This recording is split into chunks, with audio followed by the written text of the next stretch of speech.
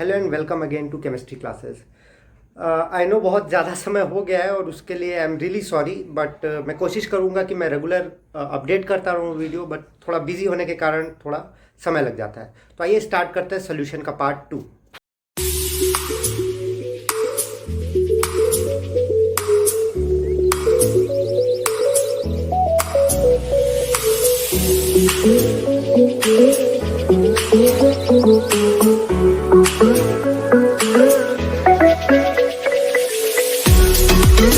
Last time हमने पढ़ा था मोलैरिटी और मोल फ्रैक्शन तक।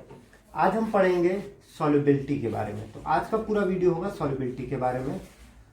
तो सबसे पहली सॉल्युबिलिटी की जब बात करते हैं तो पहली सॉल्युबिलिटी आती है सॉलिड इन लिक्विड। तो सॉलिड इन लिक्विड की बात करते हैं तो हम बेसिक चीजें जानते हैं कि दो टाइप के सोल्यूशन होते हैं, सैचुरेटेड और अनसैचुरेटेड। सैचुरेटेड सोल्यूशन उसे कहते हैं जब किसी भी सॉल्वेंट का पूरा सैचुरेटेड सोल्यूशन हम उसे कहेंगे जब कोई भी सॉल्वेंट जो है, मतलब जो लिक्विड है, उसकी पूरी कैपेसिटी खत्म हो गई हो डिसॉल्व करने की। और अनसैचुरेटेड उसे कहेंगे जब वो और डिसॉल्व कर सकता है। हमारे लिए यहां पे इंपॉर्टेंट है गैस इन लिक्विड। तो गैस इन लिक्विड को एक्सप्लेन करने के लिए सबसे पहला आया था हेनरीज लॉ। तो हेनरी ने कहा कि जो पार्शियल प्रेशर होता है किसी भी लिक्विड का, partial pressure of liquid is directly proportional to solubility of gas. Solubility of gas. अब जानते हैं पार्शियल प्रेशर ऑफ लिक्विड या पार्शियल प्रेशर ऑफ गैस होता क्या है। मान लीजिए अगर हमने कोई कंटेनर रखा हुआ है जिसमें लिक्विड और गैस इक्विलिब्रियम कंडीशन में, मतलब जितना गैस लिक्विड में कन्वर्ट हो रहा है उतना ही लिक्विड गैस में भी कन्वर्ट हो रहा है। तो जो गैस प्रेशर लगाएगा लिक्विड पर और लिक्विड उसके कारण जो वापस से प्रेशर लगाएगा उसे कहते हैं पार्शियल प्रेशर। अब पार्शियल प्रेशर को जब हम डिनोट करते हैं तो हम उसे पी से कर सकते हैं, और सॉल्युबिलिटी को डिनोट करने के लिए हमारे पास कुछ है नहीं, मतलब कोई मैथमेटिकल फंक्शन नहीं है जो सॉल्युबिलिटी को एक्सप्लेन करता है। तो सॉल्युबिलिटी को हमने एक्सप्लेन किया मोल फ्रैक्शन से। अब क्यों मोल फ्रैक्शन से ही किया? क्योंकि कोई भी चीज कितनी प्रेजेंट है किसी सब्सटेंस में, मान लीजिए गैस लिक्विड में कितना प्रेजेंट है वो हमें फ्रैक्शन से पता चलेगा, और कंपाउंड में केमिस्ट्री में फ्रैक्शन हम बताते हैं मोल से। तो मोल फ्रैक्शन, तो P is directly proportional to chi या फिर जेटा। और जब ये हटता है तो यहां पे आता है P equal to K H into X, where K H is Henry's law. तो इन्होंने कहा कि partial pressure of gas is directly proportional to mole fraction of gas, मतलब अगर मोल फ्रैक्शन बढ़ता जाएगा तो पार्शियल प्रेशर भी बढ़ता जाएगा। ये था हेनरीज लॉ। अब आगे पढ़ते हैं राउल्ट्स लॉ के बारे में। अगला आता है राउल्ट्स लॉ। तो देखिए जब हम राउल्ट्स लॉ की बात करते हैं,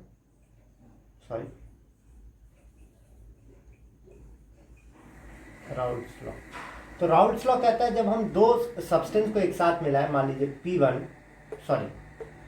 सब्सटेंस 1 जो प्योर अगर रहेगा, प्योर है तो उसका पार्शियल प्रेशर P01 है, और सब्सटेंस 2 ब्रैकेट में हम प्योर कंडीशन प्योर लिख देते हैं, और सब्सटेंस 2 जिसका प्योर में पार्शियल प्रेशर P02 है। तो अकॉर्डिंग टू हेनरीज लॉ, इसका डेरिवेशन भी आपसे कई बार पूछता है। According to Henry's law, partial pressure is directly proportional to P1 का, मतलब सब्सटेंस 1 फॉर फर्स्ट, और यहां पे ये हटेगा तो हेनरीज कांस्टेंट की जगह आएगा P01, क्योंकि प्योर सॉल्वेंट में यही रहेगा और ये कांस्टेंट है। अगर इसी तरीके से हम सब्सटेंस 2 की बात करें तो P2 equal to P02 into Chi2 आ जाएगा। और डाल्टन्स लॉ के हिसाब say excuse me, Dalton's law of partial pressure के हिसाब से किसी भी सब्सटेंस का टोटल प्रेशर वो होगा जो दोनों मिलके एक साथ लगा रहे हैं, मतलब P1 कंपाउंड और P2, where P1 plus P2 equal to P01 Chi1 plus P02 Chi2। ठीक है। अब इसके लिए जो सबसे इंपॉर्टेंट चीज आती है वो आती है हमारा ग्राफ, राउल्ट्स लॉ का ग्राफ। हमने माना इस इक्वेशन को देखते हुए, हमने माना कि यहाँ चाई1 मैक्सिमम है। हमें यह भी पता है कि चाई1 प्लस चाई2 इक्वल टू हमेशा 1 होता है। तो चाई1 जब मैक्सिमम होगा वो 1 होगा, और वो कब होगा? जब चाई2 की वैल्यू 0 होगी।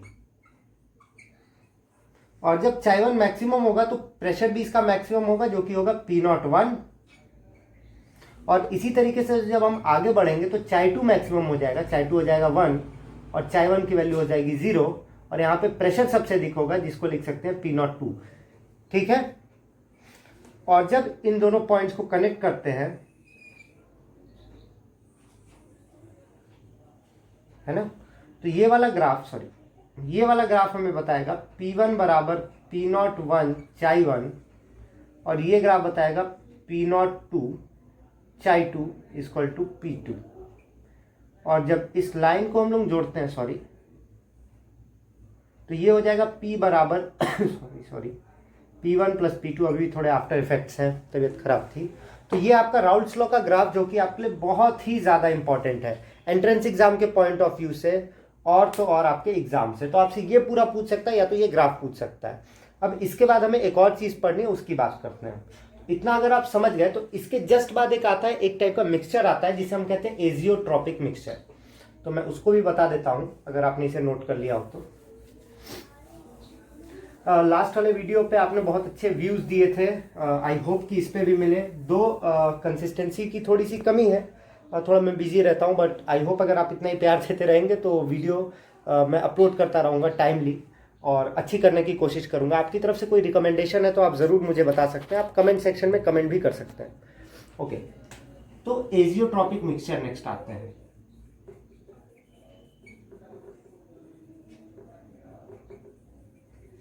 तो जब हम एजियोट्रॉपिक मिक्सचर की बात करते हैं तो जब भी मिक्सचर बनता है, मतलब लिक्विड प्लस लिक्विड, दो लिक्विड जब मिक्सचर बनाते हैं तो उनको सेपरेट करने का सबसे सिंपल तरीका होता है फ्रैक्शनल डिस्टिलेशन। Fractional distillation. और फ्रैक्शनल डिस्टिलेशन में क्या होता है, जब दो लिक्विड्स के टेम्परेचर में डिफरेंस होता है तो हम दोनों को हीट करना स्टार्ट करते हैं। जैसे कि मान लीजिए लिक्विड वन का बॉइलिंग पॉइंट है 100 डिग्री सेल्सियस और लिक्विड 2 का बॉइलिंग पॉइंट है 110 डिग्री सेल्सियस। तो इन दोनों को सेपरेट करना आसान है। 100 टू 102 में वो गैस में कन्वर्ट हो जाएगा लिक्विड 1, और उसके बाद लिक्विड 2 कन्वर्ट हो जाएगा, और इन दोनों को अलग अलग कलेक्ट कर लेंगे। फ्रैक्शनल डिस्टिलेशन का डायग्राम कुछ ऐसा होगा, मतलब जिस अपैरेटस में ये होता है, फिर यहां से कलेक्टिंग ट्यूब, और ये बगल से कूलिंग, और इसको यहाँ से हीट करेंगे।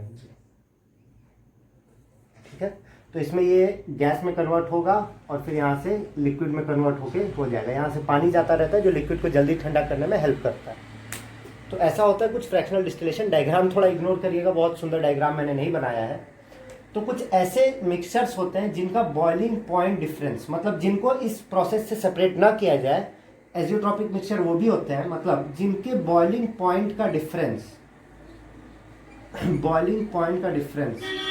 लेस देन 5 डिग्री सेल्सियस होगा, उन्हें हम अलग नहीं कर सकते और उन्हें कहते हैं azeotropic mixture. For example water plus alcohol, इनको हम सेपरेट इजिली नहीं कर सकते हैं, इन्हें कहते हैं एजियोट्रॉपिक मिक्सचर। अब दो टाइप के मिक्सचर होते हैं, मैक्सिमम बॉइलिंग एजियोट्रोप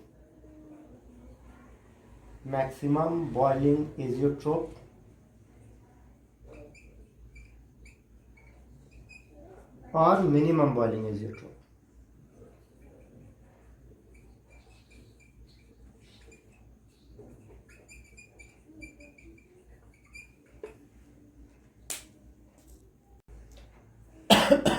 अब मैक्सिमम बॉइलिंग एजियोट्रोप हम उसे कहेंगे जो राउल्ट्स लॉ से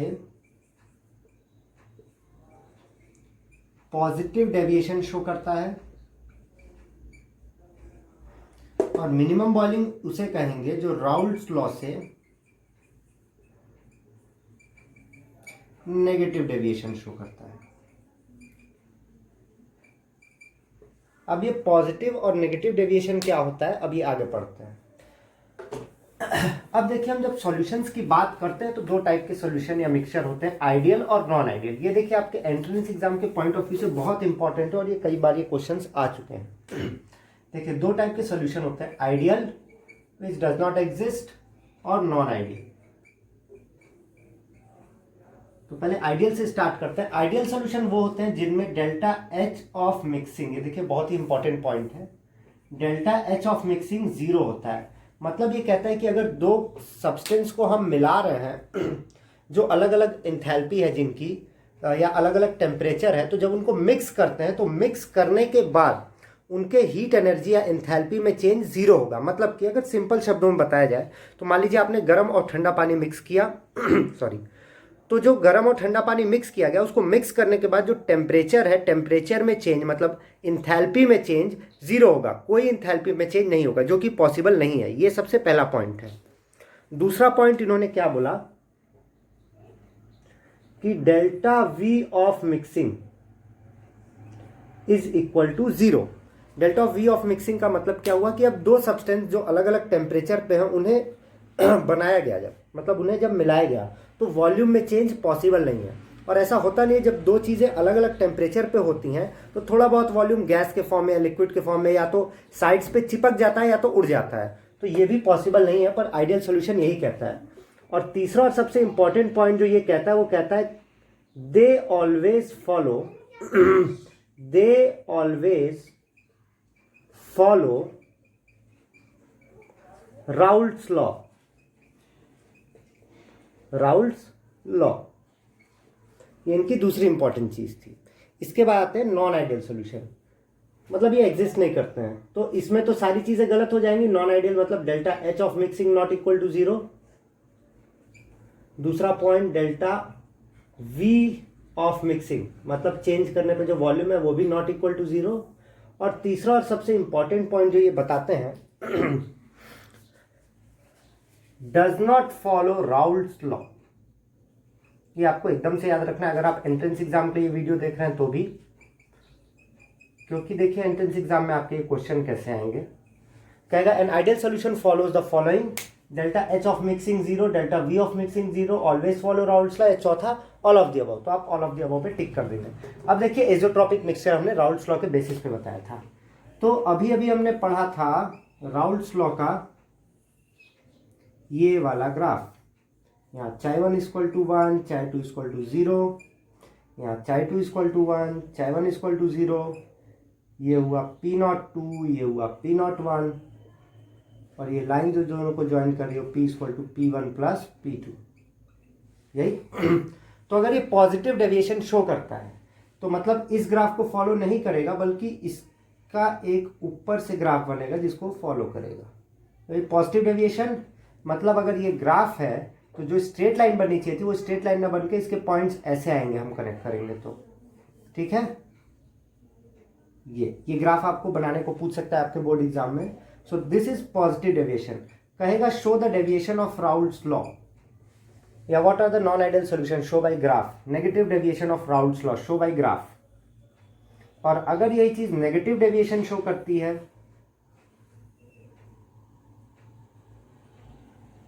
तो ये कुछ ऐसा ग्राफ होगा,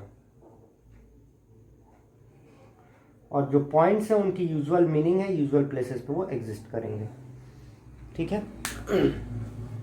तो ये था आपका आइडियल और नॉन आइडियल सॉल्यूशन। सॉरी। इसके बाद आती है कॉलिगेटिव प्रॉपर्टीज, मैं वो भी आज बता देता हूँ। ये चैप्टर आपका खत्म हो जाएगा तो फिर हम नेक्स्ट चैप्टर पे मूव ऑन कर सकते हैं। तो कॉलिगेटिव प्रॉपर्टीज की बात करते हैं। तो ऐसी प्रॉपर्टीज जो सिर्फ कॉलिगेटिव प्रॉपर्टीज, हाँ, तो जो ऐसी प्रॉपर्टीज जो सिर्फ नंबर ऑफ सॉल्यूट पे डिपेंड करेंगी, only depends on number of solute particles, इन्हें कहते हैं कॉलिगेटिव प्रॉपर्टीज। चार टाइप की कॉलिगेटिव प्रॉपर्टीज आप लोग को पढ़नी है। जो पहली है वो है relative lowering of vapour pressure, relative lowering of vapour pressure, अभी अभी आप लोगों ने पढ़ा था कि P is equal to P01 Chi1। तो अगर मैक्सिमम P01 है और थोड़ी देर बाद मिक्सचर मिलाने के बाद P हो गया है, तो डेल्टा P कितना होगा, सॉरी P01 माइनस P1, तो लोवरिंग का मतलब चेंज, तो ये हो गया delta P1 equal to P01 minus P1 equal to P01 Chi1। इसमें कोई कंफ्यूजन नहीं होनी चाहिए, ये डेल्टा हो जाएगा। और ये जब यहाँ पे आएगा, ये हो जाएगा P01 minus P1 upon P01 equal to Chi1। ये relative lowering of vapour pressure का फॉर्मूला। और ये जो P01 minus P1 upon P01 है, इसी को कहते हैं relative lowering of vapour pressure. ये थी आपकी पहली कॉलिगेटिव प्रॉपर्टी। अगर इसको डिफाइन करना होगा तो ये कहता है कि अगर हम किसी भी सॉल्यूट को अगर हम सॉल्वेंट में मिलाते हैं, तो वो सॉल्यूट जब प्योर कंडीशन में था, तो उसका जो वेपर प्रेशर था उसमें जितनी कमी आएगी उसी को कहते हैं relative lowering of vapour pressure. अब इसको और बेटर तरीके से समझाते हैं। फॉर एग्जांपल, मान लीजिए आप सभी ने कोक पिया होगा, तो कोक का जो सोडा वाटर बेसिकली होता है, उसका जो वेपर इक्विलिब्रियम कंडीशन में उसका प्रेशर कुछ अलग होता है। पर जैसे हम उसमें कार्बन डाइऑक्साइड मिला देंगे, उसका प्रेशर थोड़ा सा बढ़ जाएगा या थोड़ा सा कम हो जाएगा। तो ये जो वेपर प्रेशर कम हो रहा है प्योर से इम्प्योर का, उसे कहते हैं relative lowering of vapour pressure, जो डिपेंड करेगा नंबर ऑफ मोल फ्रैक्शन पे। और mole fraction number of mole से निकलती है और इसको कॉलिगेटिव प्रॉपर्टी कहते हैं।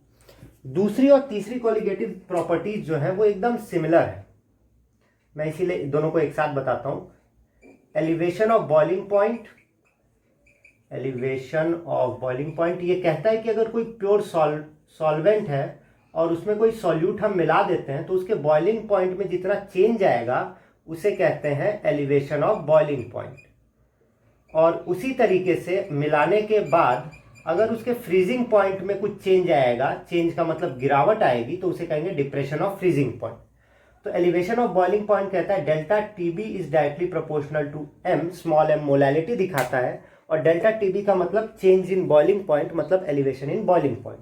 और ये भी हमें पता है जब ये हटेगा प्रोपोर्शनल का साइन, तो एक कांस्टेंट लगता है, और यहाँ पे जो कांस्टेंट लगेगा वो लगेगा KB इंटू एम, जहां KB को हम लोग कहते हैं इब्यूलियोस्कोपिक कांस्टेंट।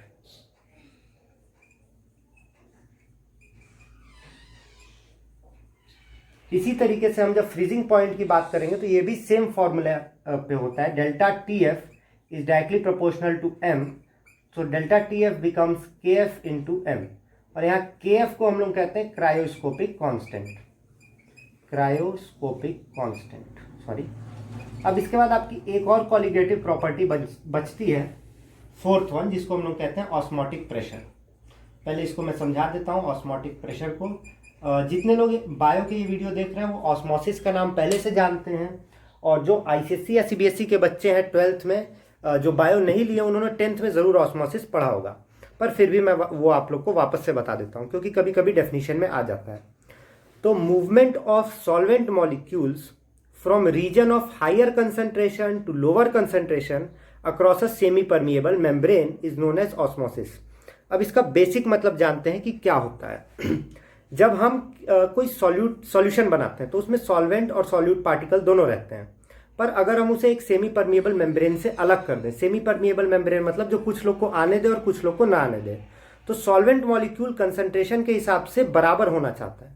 तो सॉल्वेंट जिधर ज़्यादा है उधर से वो कम की तरफ जाने की कोशिश करेगा, पर बीच में सेमी परमिएबल मेम्ब्रेन है तो सेमी परमिएबल मेम्ब्रेन के थ्रू, तो इसे कहते हैं ऑस्मोसिस।